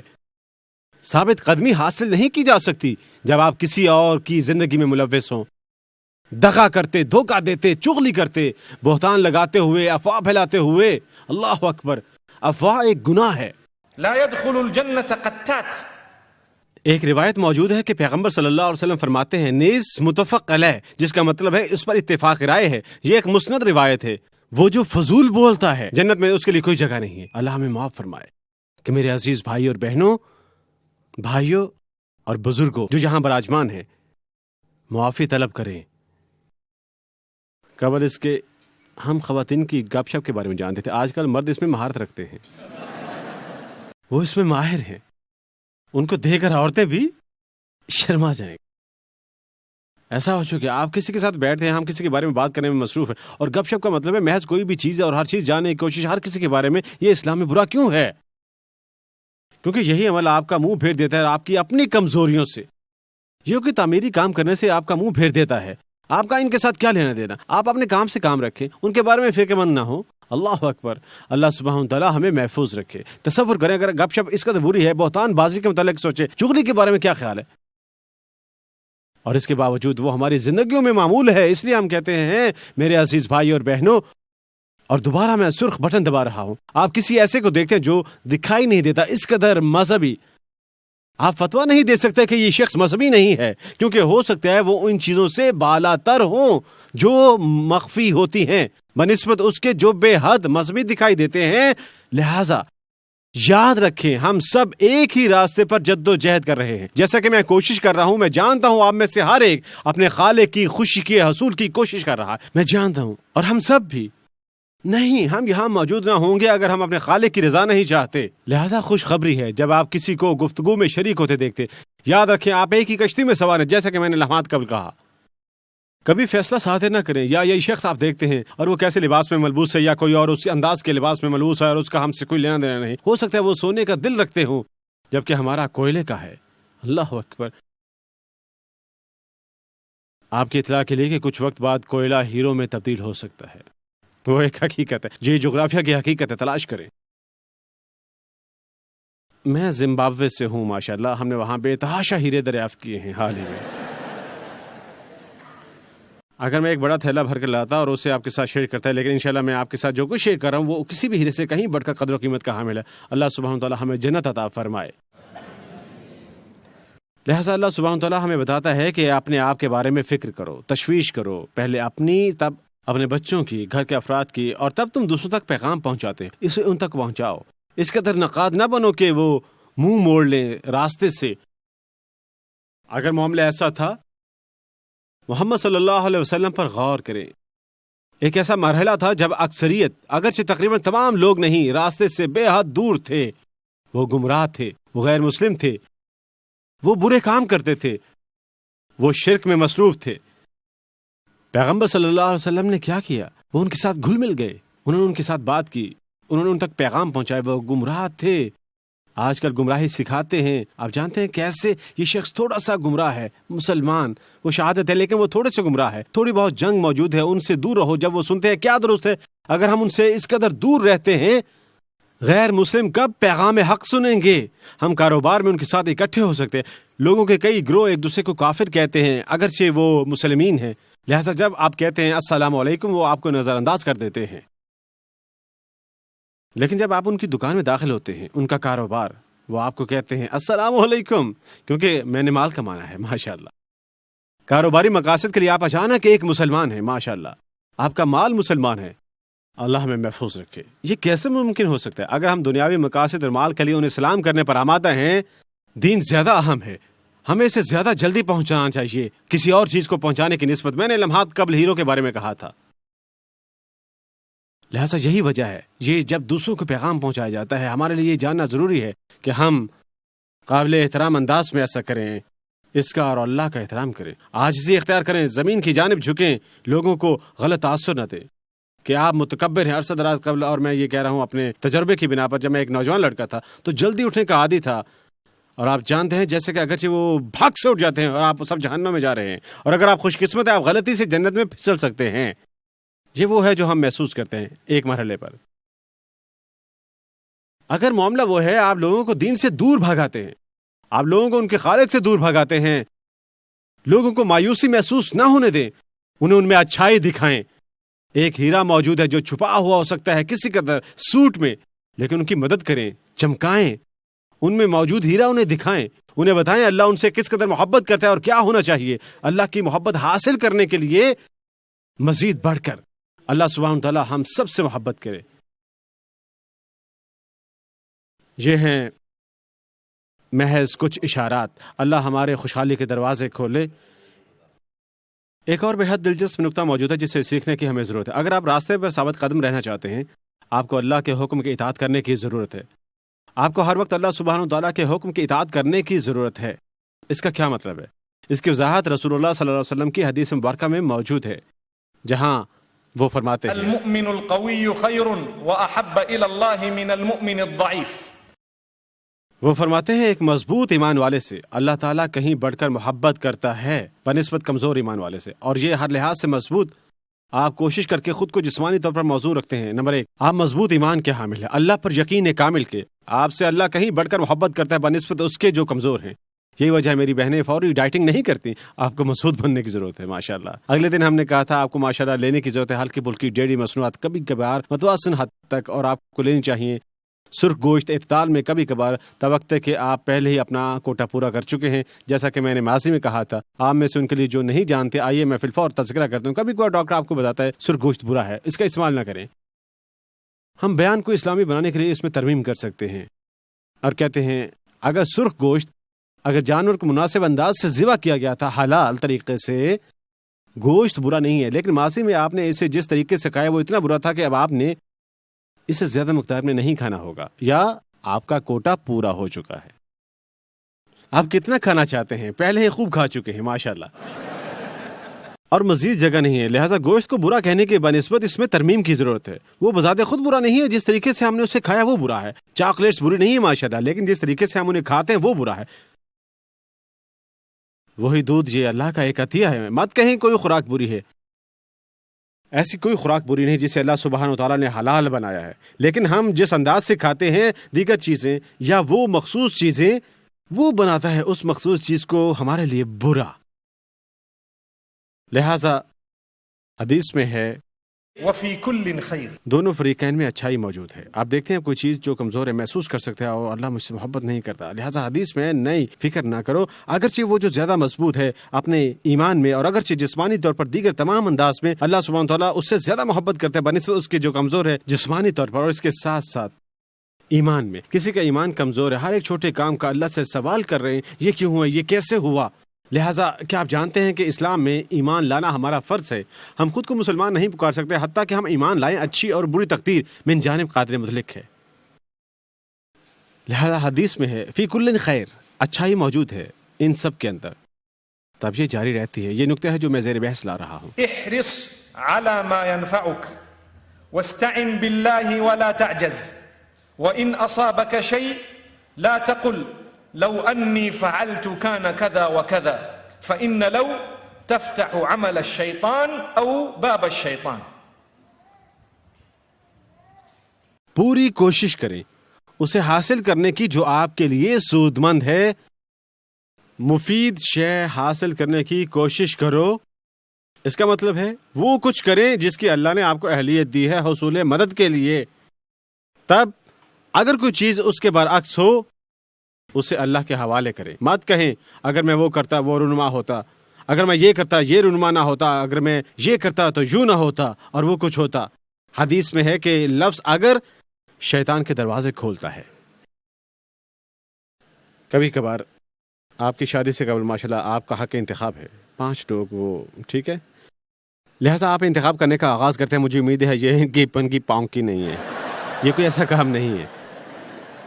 آپ ایک استخارہ کرتے ہیں، آپ لوگوں سے پوچھتے ہیں آپ کرتے تھے، لوگوں کے ساتھ بات چیت آپ تلاش کرتے ہیں، آپ اللہ سے رہنمائی طلب کرتے ہیں، آپ اللہ سے دعا کرتے ہیں، آپ فیصلہ کرتے ہیں. ایک مرتبہ جب آپ فیصلہ کر لیتے ہیں آپ دیکھتے ہیں نتیجہ نکلتا ہے عین وہی نہیں جو آپ چاہتے تھے. مت کہنے لگے او نہیں آپ جانتے اگر میں اس نوجوان کے ساتھ شادی کرتی، دیکھیں اس کی کتنی خوشباش شادی ہے، اس کے 5 بچے اور اب وہ اس قدر خوش ہے، وہ دیکھیں وہ کیسے اپنی بیوی کو باہر لے جاتا ہے. وہ شیطان کا دروازہ ہے. اپنی آنکھیں بند رکھیں، جو کچھ آپ کے پاس ہے اس کے ساتھ خوش رہیں اور کہیں الحمدللہ میں اللہ کا شکر گزار ہوں. اور آئیے آپ دیکھتے ہیں کہ اگر وہ آپ پر ظلم کرے آپ اس کا کچھ نہ کچھ کر سکتے ہیں، اگر نہیں الحمدللہ آپ اللہ کا شکر ادا کریں. یہ ہر کسی کے لیے اتنی اچھی نہیں ہو سکتی. ایک ایسا وقت آ سکتا ہے جب ان کے گلاب مرجھا جاتے ہیں، عین تب آپ کے کھلنے لگتے ہیں. ایسا ہو سکتا ہے. اللہ ہمارے دل کھولے. وجہ میں یہ کہتا ہوں بہت سے لوگ ثابت قدمی کھو بیٹھتے ہیں کیونکہ وہ اللہ سے شکایت کرتے ہیں اپنی حالت پر. یا اللہ مجھے یہاں سے کوئی مال حاصل نہیں ہوا، مسئلہ کیا ہے؟ میں نے کاروباری سودا کیا تھا، مجھے خسارہ ہوا. اللہ فرماتا ہے میں جانتا ہوں وہ تیرے لیے بہتر ہے، اللہ کا شکر کرو اور اس کی اطاعت کرو. لیکن اس کے ساتھ ایک شرط ہے کہ آپ نے حصول کے لیے وہ کیا جو آپ کی بساط میں تھا، حصول مقصد کے لیے. اگر آپ نے ایسا نہیں کیا تب آپ الزام میں حصے دار ہیں. جس طرح ایک شخص کہتے ہیں یہاں میری گاڑی ہے، میں یہ مثال دے چکا ہوں، یہ میری گاڑی ہے، اللہ اس کی حفاظت کرے گا، میں حکم کی اطاعت کرتا ہوں، میں اسے محض کھلا چھوڑ دوں گا اور چلتا بنوں گا. ٹھیک ہے آپ ایک احمق ہیں. آپ کو پہلے تالا لگانا ہے. اعقلها ثم توکل علی اللہ. آپ پہلے اپنے اونٹ کو باندھتے ہیں اور تب آپ کہتے ہیں اللہ اس کی حفاظت فرمائے. یا اللہ ہم اسے چھوڑتے ہیں تیری حفاظت میں، ہم تیرے سپورٹ کرتے ہیں یا اللہ. لہذا حدیث مبارکہ کا یہی مطلب ہے وہ کچھ کریں جو آپ کی بساط میں ہے، تب اللہ کے حکم کی اطاعت کریں. جو کچھ بھی آپ کے بس میں ہے. آپ ایک مکان تعمیر کرتے ہیں باروب ماشاءاللہ، آپ وہاں بہترین چھت بنواتے ہیں ماشاءاللہ، جب بارش آتی ہے چھت گر جاتی ہے، آپ کا قصور نہیں، آپ نے بہترین تعمیر کروائی، وہ اللہ کے ہاتھ میں تھا. حکم کی اطاعت کریں، خوش رہیں. ہم بارشوں کے حامل ہیں، جیسا کہ زمبابوے کی بات کر رہا ہوں، ہمارے یہاں شدید بارشیں ہوتی ہیں اور یہ والا حصہ یہ تھوڑا بہت ٹپکتا ہے. اور جب میں دیکھتا ہوں واللہ میں آپ سے جھوٹ نہیں بولوں گا، حقیقت میں اپنے آپ پر ہنستا ہوں اور میں خوش ہو رہا ہوں. یا اللہ آپ نے ہمیں ٹپکنے والی چھت عطا کی ماشاءاللہ. آپ جانتے ہیں پریشان ہونے سے کیا حاصل، ہراساں ہونے سے کیا فائدہ. وقت نکالے اپنی پہلی فرصت میں اس سے مرمت کریں، اپنے کنبے پر مسکرائیں، بالٹی میں موجود پانی سے لطف اندوز ہوں، اسے ایک دوسرے کے اوپر پھینک اور ایک رومانوی منظر تخلیق کریں. یہ ممکن ہے لیکن ہم ناشکری کرتے ہیں، آزردہ ہو جاتے ہیں. یہ ٹپک رہی ہے، میں نے آپ کو بتایا تھا، آپ نے اسے مرمت کروایا تھا، گزشتہ سیزن میں بھی آپ نے اس کا انتظار کیا تھا. یہ سب کس لیے؟ بچہ بولتا ہے اور اشارے کرتا ہے ماشاءاللہ. دیکھیں یہ کیسے تبدیل ہوتی ہے الحمدللہ. وہ ایک حکم ہے اور میں کیا کر سکتا ہوں. ہم نے ہر چیز مناسب انداز سے رکھی. یہ وہ ہے جو ہماری مراد ہے جب ہم کہتے ہیں آپ کسی ایسی چیز کو مثبت پن میں تبدیل کر سکتے ہیں جو منفی دکھائی دیتی ہے، محض اللہ کی اطاعت کے ذریعے اور مثبت جانب دیکھتے ہوئے. کبھی کبھار ہم بے حد منفی بن جاتے ہیں، تب اللہ سبحانہ تعالیٰ نے ہمیں ہدایت فرمائی ہے تکمیل کی کوشش کرو. تمام قواعد اور ذمہ داریاں ایک ایک کر کے اہم ترین، اور تب وہ جو اس قدر اہم نہیں ہو سکتا. اور آپ جانتے ہیں کئی ایسے کام ہیں جو فرض ہیں، جس کا مطلب ہے لازمی واجب، ہمیں انہیں لازمی طور پر کرنا چاہیے. تب کئی کام ایسے ہیں جو رضاکارانہ ہیں وغیرہ وغیرہ. یہ کچھ چیزیں ہیں جنہیں سمجھنے کی ہمیں ضرورت ہے. اس میں مصروف ہونے کا کوئی فائدہ نہیں ہے جو ہے مکمل طور پر رضاکارانہ جب ہم وہ کام نہیں کرتے جو ہے لازمی اسی نوعیت کا. میرا کیا مطلب ہے جب میں کہتا ہوں اسی نوعیت کا؟ فرض کریں نماز میں ایک شخص سنت اور نفل ادا کرتا ہے، فرض کریں کہ وقت باہر نکل جاتا ہے، کیا کوئی فائدہ ہوا؟ جواب ہے نہیں. ایک شخص تمام نفلی صدقات دیتا ہے، اپنی زکوٰۃ کا تخمینہ لگانے کا وقت آتا ہے اور وہ کہتا ہے ٹھیک ہے میں پہلے ہی بے تحاشا دے چکا ہوں. نہیں، یہ واجب ہے. زکوٰۃ دے کر آپ اللہ پر یا کسی پر احسان نہیں کر رہے، آپ حقیقت میں وہ دے رہے ہیں جس کے آپ مقروض ہیں، حتیٰ کہ یہ آپ کا نہیں، آپ اس کے مقروض ہیں. جو کچھ آپ نے فاصل دیا ہے اس سے بڑھ کر وہ ہے اب کوئی چیز جو آپ کہیں گے کہ میں نے صدقہ دیا ہے. اور ہم جس قدر زیادہ دیتے ہیں ہم اسی قدر زیادہ اللہ سبحانہ تعالیٰ کے تمام احکامات کی تکمیل میں مصروف ہوتے ہیں اور ہمارے لیے وہ کرنا آسان تر بن جاتا ہے. اسی کی آزمائش کریں. اگر آپ اپنی نماز ادا کرتے ہیں، اب اللہ سے وعدہ کریں کہ آج سے میں ایک بھی نماز قضا نہیں کروں گا. میرا یقین کریں اگر آپ وہ وعدہ کرتے ہیں اور تقریباً 40 دن گزر جاتے ہیں، تقریباً 40 دن، کچھ یا زیادہ یا کچھ کم، اور اسی طرح اگر وہ گزر چکے ہیں اور آپ ہنوز 5 نمازوں پر ثابت قدم ہیں، امکان موجود ہے کہ آپ بوجھ محسوس کیے بغیر یہ کام کرتے رہیں گے جو بہت عظیم ہے. آپ محسوس نہیں کریں کیونکہ آپ عادی ہیں، لیکن اولین چند مرتبہ صبح کے وقت بیدار ہونا مشکل ہوگا. یہ مشکل ہوگا، آپ جانتے ہیں، غسل یا وضو کرنا وغیرہ وغیرہ. اس لیے ہم کہتے ہیں جب آپ مسلسل مصروف رہیں اچھائی اور نیک اعمال کرنے میں، یہ آپ کے لیے آسان بن جاتا ہے. ان اعمال میں مصروف ہونا اور راستے پر ثابت قدم رہنا، اور اس طرح آپ ثابت قدمی حاصل کرتے ہیں. آغاز میں بہت زیادہ قربانی دینا ہوگی، بے تحاشا استقلال، برداشت، جسے ہم صبر کہتے ہیں. کچھ لوگ تصور کرتے ہیں صبر محض برداشت ہے. نہیں، یہ برداشت سے بڑھ کر وسیع تر معانی کا حامل ہے. آپ کو ضرورت ہوتی ہے استقلال کی، اور اللہ سبحانہ وتعالیٰ آپ کے دروازے کھولے گا یکے بعد دیگرے. میں زیر بحث لانا پسند کروں گا کچھ نکات جن پر میں نے غور و غوص کیا ہے، جو ہمیں ثابت قدم رکھیں گے. ایک ثابت قدمی کا حصول ہے اور دوسرا ثابت قدمی پر قائم رہنا ہے. لہٰذا اگر ہم گامزن ہیں ایک دوسری سمت میں، اور تب اللہ نے ہمیں توفیق عطا فرمائی ہے رخ پھیرنے کی، تمام تر برائی سے پاک اور شاہراہ پر آنے کی، شریعت یعنی صراط مستقیم پر ایک مرتبہ اس راہ پر آئے تو اسے محفوظ رکھیں. کیسے محفوظ بناتے ہیں؟ اول، اللہ سبحانہ وتعالیٰ کی خاطر اخلاص کا مظاہرہ کرتے ہوئے اور محمد صلی اللہ علیہ وسلم کی مثال دیتے ہوئے، اس مثال کی تلاش کرتے ہوئے، اس کی تلاش کرتے ہوئے اور اس کی پیروی کی اپنی بہترین کوشش. لہٰذا ہم جو کچھ بھی کرتے ہیں ہمیں اللہ کی خاطر کرنا چاہیے، ہمیں اسے دکھاوے کے لیے نہیں کرنا چاہیے. کچھ لوگ جاتے ہیں، آپ جانتے ہیں، دکھاوا کرنے والے لوگ، دکھاوا کرنے والوں کا اجر نہیں ہے. وہ عارضی طور پر کوئی چیز حاصل کر سکتے ہیں، عارضی اس دنیا میں، لیکن انہیں اس کا اجر نہیں ملے گا.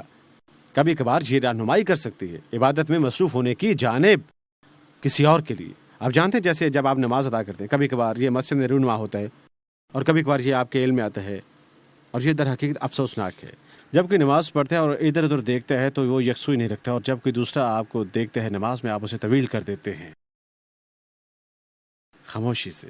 یہ برا عمل ہے، یہ بے حد برا ہے. ہمیں اللہ کی خاطر توجہ مرکوز رکھنی چاہیے سبحانہ و تعالی نماز میں. یہ کیوں ہونا چاہیے؟ کیونکہ یہ شخص آج یہاں موجود ہے اور ہم بھی ہیں. اور مجھے یاد ہے ایک مرتبہ، اور یہ بھی سچ ہے، ایک شخص نماز میں دیکھ رہا تھا، میں نے اسے سلام کیا اور اس نے بھی واپسی سلام کیا، اور جیسے ہی میں گزرا اس نے محسوس کیا وہ نماز میں ہے، لہٰذا اس نے اپنا سر ہلایا. کون کہہ رہا ہے مجھے جانو یا کچھ اور؟ لہٰذا اس کی آزمائش کریں، اگلی مرتبہ نماز میں کوئی آپ کی جانب دیکھتے انہیں محض سلام کرے، وہ دوبارہ نہیں دیکھیں گے. اللہ ہماری خوشحالی کے دروازے کھولے، ہمیں ثابت قدمی عطا فرمائے. لہٰذا ہم پیروی کرتے ہیں محمد صلی اللہ علیہ وسلم کے راستے کی، اور ہم اس قدر اخلاص کے ساتھ کرتے ہیں. قرآن میں آیت مبارکہ موجود ہیں جن کی بابت میں پہلے ہی بات کر چکا ہوں. کئی آیات جہاں اللہ سبحانہ وتعالیٰ اس کے متعلق فرماتا ہے، حتیٰ کہ سورہ کہف کی آخری چند آیات مبارکہ جہاں اللہ سبحانہ وتعالیٰ فرماتا ہے، فمن كان يرجو لقاء ربه فليعمل عملا صالحا ولا يشرك بعبادة ربه أحدا. جو کہ منتظر ہے اپنے خالق کے ساتھ ملاقات کرنے کا، انہیں نیک اعمال کرنے چاہیے جو قابل قبول ہیں، مطلب وہ اعمال جن کا درس محمد صلی اللہ علیہ وسلم نے دیا ہے، اور انہیں خالق کے ساتھ کسی کو شریک نہیں ٹھہرانا چاہیے. مطلب وہ جو کچھ بھی کرتے ہیں انہیں اس میں پرخلوص ہونے کی ضرورت ہے محض خالق کے لیے. کیا خوب واضح آیت. دو جائز نکات کا تذکرہ ہے کسی بھی عمل کے لیے جو اللہ کے لیے قابل قبول ہے. عبادت کا کوئی بھی عمل جس کی بابت میں بات کر رہا ہوں جو اللہ سبحانہ وتعالیٰ کے لیے قابل قبول ہے، اس کے لیے دو قوانین ہیں یا دو شرائط. اول ہے یہ اخلاص کے ساتھ اللہ کے لیے ہونا چاہیے، اور دوم ہے اس کے لیے ضروری ہے کہ اس کا درس محمد صلی اللہ علیہ وسلم نے دیا ہو. بے حد سادہ قانون، اور اسے قرآن میں کئی مقامات پر دہرایا گیا ہے. تب مرحلہ آتا ہے نماز کی حفاظت کا. جو اپنی نماز کی حفاظت کرتا ہے یا کرتی ہے، اللہ کی رضا سے صراط مستقیم پر رکھا جائے گا. قرآن کیا فرماتا ہے؟ قرآن مجید کے 21ویں پارے کی شروع کی آیات سنیں. جب میں کہتا ہوں پارے میں 30 میں سے 21واں پارہ مراد ہے. کبھی کبھار ہم سورت کا تذکرہ کرتے ہیں، ہم 114 سورتوں کا حوالہ دے رہے ہوتے ہیں اور اس کا مطلب ہے ان میں سے ایک. لیکن عام طور پر جب ہم کہتے ہیں سپارہ، ہم حوالہ نہیں دے رہے ہوتے ان صورتوں کا، ہم جز کا حوالہ دے رہے ہوتے ہیں. لہٰذا 21ویں جز کی آغاز کی آیت مبارکہ، اتل ما اوحی الیک من الکتاب واقم الصلاة ان الصلاة تنہی عن الفحشاء والمنکر. اسے پڑھو جو قادر مطلق نے تم پر نازل فرمایا ہے، جس کا مطلب ہے قرآن، اور اپنی نماز قائم کرو، کیونکہ در حقیقت نماز قائم کرنا وہ نماز تمہیں بے حیائی اور برائی سے بچائے گی۔ ایک روایت موجود ہے کتاب میں بیان کرتا، جو کہلاتی ہے کتاب ابن ماجہ، سنن ابن ماجہ، جہاں پیغمبر صلی اللہ علیہ وسلم فرماتے ہیں اگر تم وضو کی حالت میں رہ سکتے ہو، مطلب یہ حدیث مبارکہ کا حصہ ہے، تب ان کے لیے خوشخبری جو وضو کی حالت میں رہتے ہیں، جہاں تک ممکن ہو سکتا ہے۔ اس کا کیا مطلب ہے؟ وضو میرے لیے کیا کرتا ہے؟ وضو اعلیٰ درجے کی پاکیزگی ہے، یہ مجھے بچاتا ہے، یہ مجھے بچاتا ہے کئی مختلف انداز سے۔ جس لمحے آپ کا وضو ٹوٹتا ہے، اگر آپ کر سکتے ہیں، اور یہ لازمی یا فرض نہیں ہے، یہ ایک ثواب دیدی کام ہے، آپ وضو کر سکتے ہیں اور آپ وضو کی حالت میں رہ سکتے ہیں، یہ آپ کی نگاہ نیچی رکھنے میں آپ کا معاون ہوگا، یہ آپ کا معاون ہوگا، یہ آپ کو بچائے گا بے شمار دیگر کاموں سے، کیونکہ آپ باخبر ہیں یہ بے حد اعلیٰ درجے کا تقویٰ ہے۔ اللہ سبحانہ وتعالیٰ وہ مجھے عطا فرمائے، ہم نے ہنوز اس درجے تک پہنچنا ہے۔ اللہ سبحانہ وتعالیٰ ہماری خوشحالی کے دروازے کھولے۔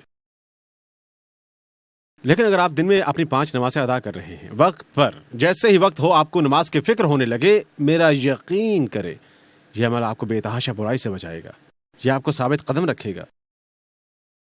آج کل ہم فکر مند ہیں، فکر مند بابت، اور میں نے کئی مرتبہ تذکرہ کیا ہے کیونکہ یہ ایک حقیقت ہے، فکر مند بابت کام پر میرے پاس جگہ موجود نہیں ہے، میرے پاس نماز ادا کرنے کی جگہ نہیں ہے، یا میں کام کرتا ہوں اور آپ جانتے ہیں یہ ہراساں کرنے جا رہا ہے، فکر مت کریں قطع نظر اس عمر کے کہ کیا ہوتا ہے، زیب تن کریں، مناسب اسلامی لباس، یا میں کبھی کبھار بہنوں کی بات کرتا ہوں، حتیٰ کہ وہ جو بالوں کو ڈھانپنے کی عمر پر نہ پہنچ پائی ہوں، ہم آپ کے بڑے شد و مد کے ساتھ حوصلہ افزائی کرتے ہیں، کہتے ہوئے آپ جانتے ہیں آپ اپنے خالق کو خوش کرنا چاہتے ہیں، کوئی چیز اچھی زیب تن کریں، اپنی نماز ادا کریں، اور دیکھیں کیسے آپ کی خوشحالی کے دروازے کھلیں گے، میرا یقین کریں کھلیں گے، انہیں کھلنا ہوگا۔ لیکن محض یہ مت کہیں میں نے نماز ادا کی، اور محض ہفتے میں ایک مرتبہ میں نے نماز ادا کی اور اب میری زندگی میں کچھ بھی رونما نہیں ہو رہا۔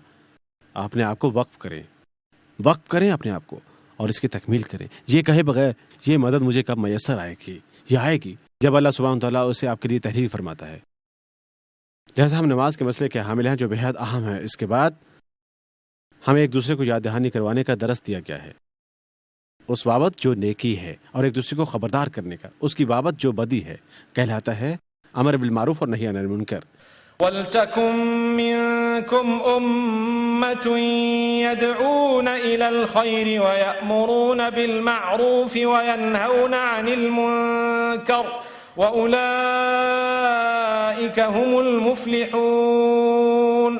تم میں ایسے لوگ موجود ہونے چاہیے جو لوگوں کو نیکی کی طرف بلاتے ہیں اور نیکی کا حکم دیتے ہیں اور برائی سے روکتے ہیں۔ در حقیقت وہ ایسے لوگ ہیں جو کامیاب ہیں۔ لہٰذا آپ کامیابی چاہتے ہیں، دوسروں کو بھی نیکی کی جانب بلائیں خوبصورت انداز سے۔ جب آپ لوگوں کو اللہ کی جانب بلانے میں دلچسپی رکھتے ہیں، آپ کو بچا لیا جائے گا، اور اللہ کی رضا سے آپ کے بچے بھی آپ کی پیروی کریں گے۔ اللہ سبحانہ وتعالی ہمیں ان میں سے بنائے جو ایک دوسرے کو یاد دہانی کروا سکیں۔ اور یہ ہمیں سیدھا اگلے نقطے پر لے جاتا ہے، اور وہ ہے مصاحبت الصالحین، ان کی صحبت میں رہنا جو نیک ہیں، اچھے دوستوں کا انتخاب کرنا، اچھی صحبت کا حامل بننا۔ اچھی صحبت وہ ہے کہ جب آپ گمراہ ہونے جا رہے ہیں وہ آپ کو یاد دہانی کروا سکے، میری بہن آپ اپنی نماز ادا نہیں کر رہی، آپ کس قدر قریب تر ہیں، آپ میری قریبی دوست ہیں۔ میں نے قرآن میں پڑھا ہے، اللہ فرماتا ہے وہ جگری دوست جو قریب ترین تھے ہماری زبان میں ایک دوسرے کے ساتھ مضبوط ترین ہوں گے یوم قیامت کو برے ترین دشمن، ایک وجہ سے وہ ایک دوسرے کو یاد دہانی نہیں کرواتے، جب نیکی کرنے یا برائی سے بچنے کا موقع ہو وہ ایک دوسرے کو یاد نہیں دلاتے، وہ اسے محض نظر انداز کر دیتے، لہذا وہ دشمن بن جائیں گے۔ آپ نے مجھے کیوں نہیں بتایا؟ آپ اسے جانتے تھے، آپ نے اسے دیکھا تھا، آپ نے گمراہ ہوتے دیکھا، آپ نے دیکھا تھا میں نے کیا کیا، آپ نے مجھے یاد دہانی نہیں کروائی۔ آج اگر آپ کسی کو یاد دہانی کرواتے ہیں بھائی، آپ جانتے ہیں کیا یہ محبت جتلانا اور یہ افیئر چلانا اللہ کی خاطر سے چھوڑ دیں۔ معلوم ہے وہ آپ کو کیا بتائیں گے، لیکن وہ ایک عمدہ خاتون ہے، لیکن ہر کوئی عمدہ ہے، ماشاءاللہ۔ میں کیسے دل توڑ دوں؟ ماشاءاللہ، دیکھیں میں نے ملائشہ انداز اپنایا، میں کیسے دل توڑ سکتا ہوں؟ ہاں ماشاءاللہ، فکر مت کریں، اللہ سبحانہ و تعالیٰ جانتا ہے اسے زہر بحث لائیں، اس کی وضاحت کریں اور سمجھیں آپ اللہ کا غضب نہیں کما سکتے۔ تھوڑی دیر کے لیے تکلیف محسوس ہو سکتی ہے، یا تو آپ اٹھ کھڑے ہوتے ہیں اور ایک مرد بنتے ہیں اور وہی کرتے ہیں جو آپ کو کرنا چاہیے، یا اسے باہر پھینک دیتے ہیں۔ دفاع پر مت رہیں۔ اللہ سبحانہ تعالیٰ ہمیں ثابت قدمی عطا فرمائے۔ اللہ سبحانہ تعالیٰ ہماری خوشحالی کے دروازے کھولے۔ میرے عزیز بھائی اور بہنوں، گناہ جن میں ہم ملوث ہیں، جو ہم ترک نہیں کرتے، یہ وہ ہے جو ہمیں ثابت قدمی سے دور رکھتا ہے۔ یہ ہم سے نماز کی خوشبو چھین لیتا ہے، یہ ہم سے ایمان کی روح چھین لیتا ہے، یہ ہم سے صراط مستقیم چھین لیتا ہے، اور یہ دیگر گناہوں میں ملوث کرتا ہے، اور ہم انہیں تصور کرتے ہیں کوئی بڑا مسئلہ نہیں ہے اگر ہم ان میں ملوث ہوتے ہیں۔ لہٰذا یہی وجہ ہے اچھی صحبت ضروری ہے، اچھے دوست۔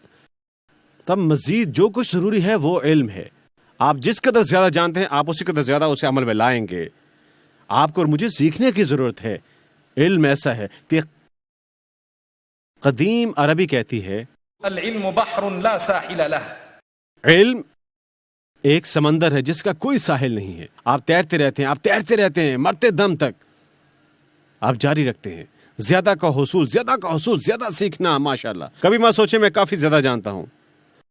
آپ جس قدر زیادہ سیکھتے ہیں اسی قدر زیادہ عمل کرنے کے اہل بنیں گے۔ کبھی مطمئن نہ ہوں اور رسائی حاصل کرنے کی کوشش کریں علم کے سرچشمے تک۔ جب ہم کہتے ہیں علم کا سرچشمہ، کبھی کبھار کچھ لوگ آپ کو بتا سکتے ہیں۔ آپ جانتے ہیں کیا جب آپ شادی کر رہے ہوتے ہیں آپ جو کرنا چاہیں اور آپ کو وہ کرنے کی ضرورت ہے۔ میں نے جانتا ہے ایک ثقافت موجود ہے، یہ دنیا کے میرے حصے میں ایک روایت نہیں جانتا انہوں نے اسے کہاں سے لیا۔ جب ایک لڑکے کی شادی ہو رہی ہوتی ہے نکاح کے بعد اور ہر چیز رونما ہوئی، اس قدر ثقافتی چیزیں رونمائی جو حقیقت میں دیگر مذاہب سے لی گئی ہیں اور حتیٰ کہ ہم نہیں جانتے دیگر مذاہب کو مکمل طور پر۔ آپ جانتے ہیں مذاہب جو ہیں اسلام کے برعکس ہیں، لیکن ہمارے نکاح کو اس قدر سادہ بنایا گیا ہے، ہم اسے مرچ مسالے لگا کر پیچیدہ بناتے ہیں، اور جس کے نتیجے میں ہم پاتے ہیں روحانی ہیضہ۔ اللہ ہمیں محفوظ رکھے۔ اس قدر اس میں شامل ہے اور گڈمڈ ہو رہا ہے، اور آپ جانتے ہیں ہاں اچھی خوراک وہاں موجود ہے، مطلب نکاح ہو چکا ہے، لیکن اس کے ہمراہ آپ حامل بنتے ہیں۔ تصور کریں آپ نے برتن میں اس قدر چیزیں ڈالی ہیں اور آپ شوق سے کھانے میں مصروف ہیں۔ اللہ میں محفوظ رکھے، حتیٰ کہ میں سوچنا بھی نہیں چاہتا کہ کیا ہوتا ہے میدوں کے ساتھ۔ لہٰذا اگر آپ ایک جائزہ لیتے ہیں نکاح میں کیا ہوتا ہے، اکثر مرتبہ اس قدر زیادہ شامل کیا جاتا ہے۔ میں کہہ رہا تھا واپس گھر پر ہم کچھ لوگ پاتے ہیں، اب ماشاءاللہ لوگ تعلیم یافتہ ہیں، جیسا کہ ہم نے کہا تھا راستے پر کام کرنے کے لیے آپ کو ضرورت ہے علم کی، اور مت شرمائیں دنیا کیا کہتی ہے، اور یہ 10 منٹ میں ختم ہوگی۔ ٹھیک ہے آپ وہاں کیا کرنا چاہتے تھے؟ آپ کیا کرنا چاہتے تھے؟ وہ لڑکی رخصت نہیں کرتے، وہ دروازے بند کرتے ہیں، وہ گیٹ بند کرتے ہیں، بیچارہ ساتھ گھر آتا ہے، وہ کہتا ہے ٹھیک ہے ادائیگی کرو۔ مجھے کیسے ادائیگی کرنی چاہیے، کیا ہونا چاہیے؟ نہیں، وہ جیبیں خالی کرتے ہیں، وہ اسے مصیبت کا شکار بناتے ہیں اور وغیرہ وغیرہ۔ اسے اپنی دلہن کے حصول کے لیے دیواریں عبور کرنی ہیں۔ آج کل آپ کے پاس دانش مندانہ ہتھیار ہے، SMS، اگر تم مجھے چاہتے ہو باہر نکلو۔ ماشاءاللہ وہ اکتا جاتے ہیں۔ اللہ سبحانہ تعالیٰ ہمیں اچھائی عطا فرمائے۔ حقیقت میں اب وقت آن پہنچے ہم جان لیں کہ نکاح حقیقت میں عبادت کا ایک عمل ہے۔ یہ عبادت کا ایک عمل ہے، یہ ایسی چیزیں جسے ہلکا نہیں لینا چاہیے، اور ہمیں ضرورت ہے عمل کرنے کی قرآن اور پیغمبر صلی اللہ علیہ وسلم کی تعلیمات کے مطابق، کیونکہ اور یہ بہت ضروری ہے، یہ ایسا مقدس ملاپ ہے۔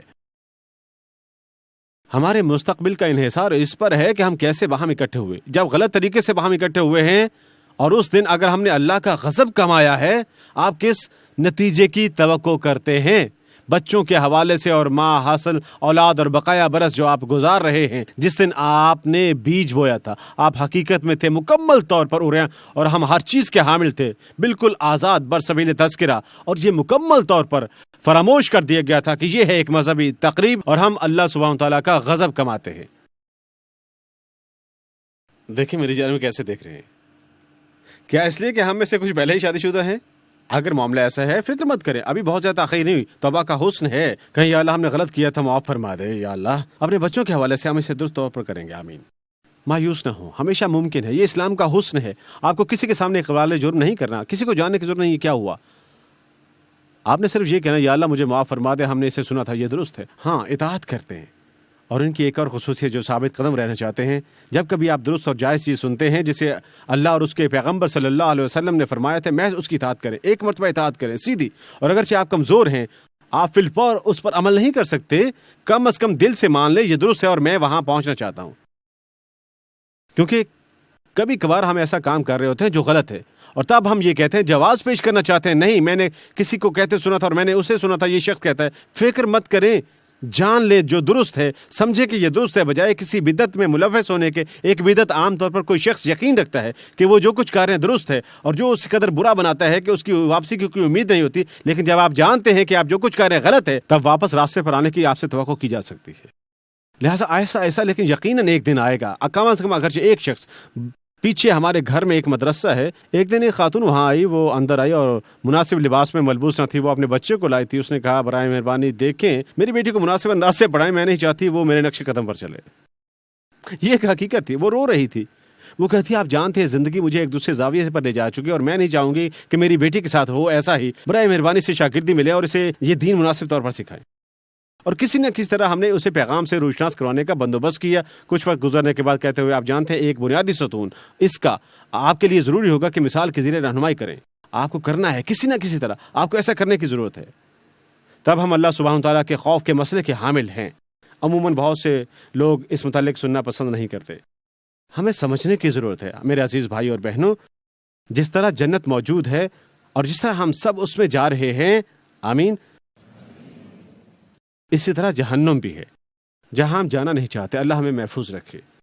ہمیں خوف کھانا چاہیے. ہم اپنے خالق کے پاس جا رہے ہیں. یہ زندگی عارضی ہے اور کسی راکٹ سائنس کی ضرورت نہیں ہے یہ سمجھنے کے لیے کہ یہ زندگی عارضی ہے، کیونکہ وہ راکٹ سائنسدان بھی مر چکے ہیں. یہ سچ ہے، وہ مر چکے ہیں. وہ کہاں جا چکے ہیں؟ آئنسٹائن کہاں ہے؟ یہ سب لوگ کہاں ہیں؟ وہ رخصت ہو چکے اچھائی کے لیے.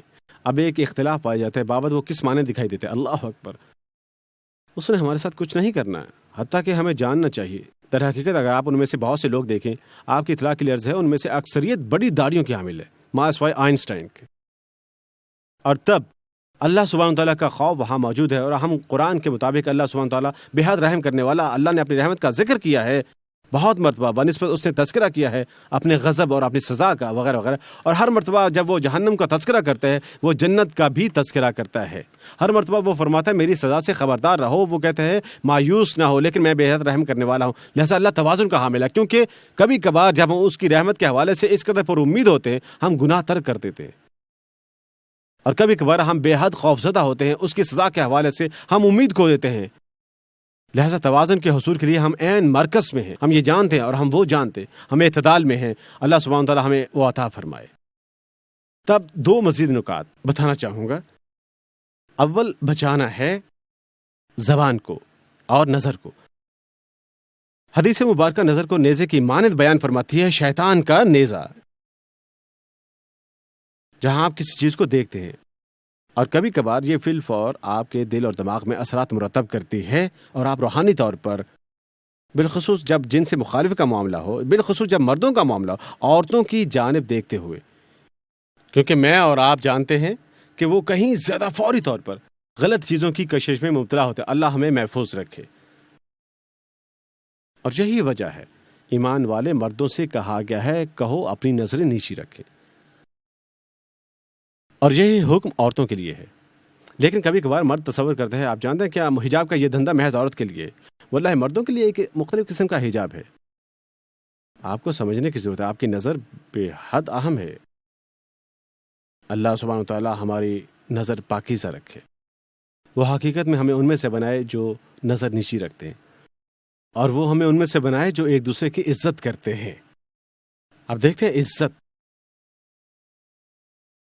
لہٰذا نظریں بے حد اہم ہیں. ہم کیوں کہتے ہیں اس کی ضرورت ہے ثابت قدم رہنے کے لیے؟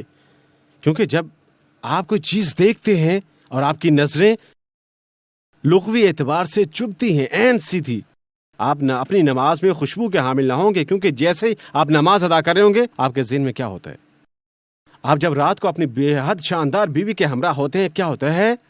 آپ چھت کو گھور رہے ہوتے ہیں، وہ حیران ہو رہی ہے کیا ہو رہا ہے، اور وہ آپ کے خیالوں میں ہے اور اس کے بارے میں آپ سوچ رہے ہیں تو وہ عرصہ دراز قبل جا چکی ہوتی ہے.